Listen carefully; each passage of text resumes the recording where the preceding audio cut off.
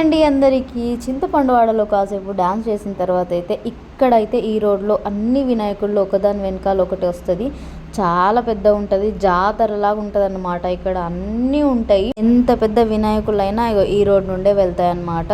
So ప్రతి ఒక్క వినాయకుడి దగ్గర ఒక్కొక్కరు ఒక్కో డ్రెస్ కోడ్ వేసుకొని చాలా బాగా అయితే డ్యాన్స్ చేయడం, కోలాటాలు ఎంత బాగుందో తెలుసా. అసలు ఒక పెద్ద జాతరలాగా అనిపిస్తుంది. సో ఇక్కడైతే పిల్లలకు మా ఆయన ఎయిర్ బెలూన్స్ తీసుకున్నాడు. ఇక్కడైతే water and tiffin, juices, tea, coffee ఇలాంటివన్నీ ఫ్రీగా ఇస్తారనమాట. చూడండి వినాయకులు ఒకదాని వెనకాల ఒకటి ఎంత మంచిగా వస్తున్నాయో. ఎన్ని అంటే అసలు లెక్క పెట్టలేము, అన్ని ఉంటాయన్నమాట. రోడ్ కూడా చూడండి చాలా రష్గా ఉంది. ఇక ఈ వినాయక నిమజ్జనం జరిగేది సాయంత్రమే కాబట్టి చల్లగా పిల్లల్ని తీసుకొని చాలా మంది వస్తారు. ఇది వచ్చేసి నేను మొన్న అష్ట వినాయకులు చూపించాను కదా, సో ఆ గుళ్ళోదన్నమాట. చూడండి ఇట్లాంటి టాయ్స్ కూడా చాలా ఉన్నాయన్నమాట. ఇగో ఇక్కడ ఒక్కొక్కరిది ఒక్కో పిచ్చి. చూసినట్టయితే ఇగో మా వాళ్ళకు ప్రసాదాల పిచ్చి, ఇక వీళ్ళకేమో టాయ్స్ పిచ్చి. ఏది కొన్నా కావాలని వెనుకవాడు ఏడుస్తూనే ఉన్నారు.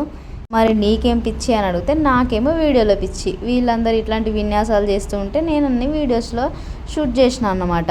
ఇక ఇక్కడ చూసినట్టయితే ఇక అన్న చెల్లెళ్ళు ఇద్దరు, ఆమె ఫుడ్ తింటా ఉంటే ఈయన వాటర్ తీసుకొస్తున్నాడు. అట్లా ఉంటుంది మరి అన్న చెల్లెళ్ళతోని.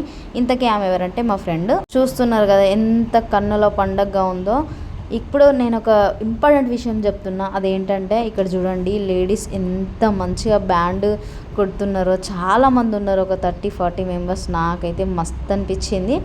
ఏ వినాయకుళ్ళైనా ఇక్కడికి వచ్చి ఆగి తర్వాతనే వేరే దగ్గరికి వెళ్తాయి అన్నమాట. సో ఇక్కడైతే ఏ వినాయకుడు బాగుందో, ఇక్కడ ఎవరి పర్ఫార్మెన్స్ బాగుందో అని చూసేసి అయితే ప్రైజెస్ ఇస్తారంట. ఎవ్రీ ఇయర్ ఇట్లనే జరుగుతుంది. ఏ వినాయకుడైనా ఇక్కడికి రాందైతే వెళ్ళడు.